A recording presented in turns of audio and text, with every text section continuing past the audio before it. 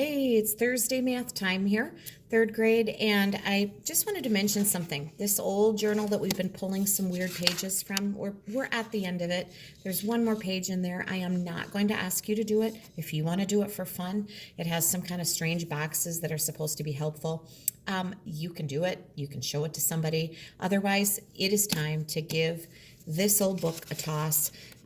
If you have some pages with lines in there and you want to use those to write a story or something, great. So, any way you can reuse this, but I am not going to need you to use this anymore this year. So I wanted to mention that, the old math journal one.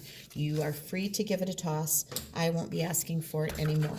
Now, for today, I would like you to please pull two things from the brand new packet.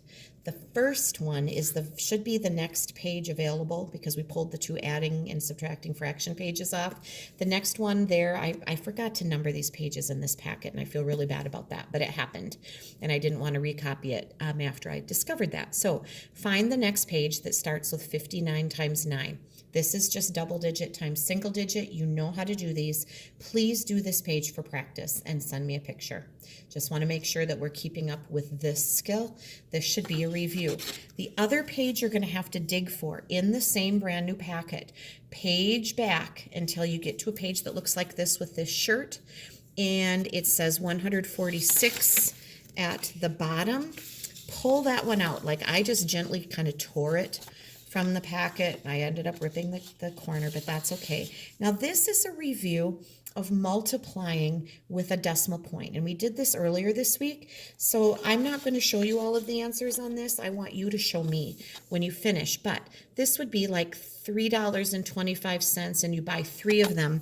You're going to need to set up a problem. Now, if you would like to, you could try to do it right next to the problem, but there isn't a lot of room. I would be perfectly okay with you turning this paper over and doing number 1 and do 325 times 3 like this. Do the math. Don't forget the $sign and decimal point in your answer and show me. And then you could even circle that and then go on to number 2.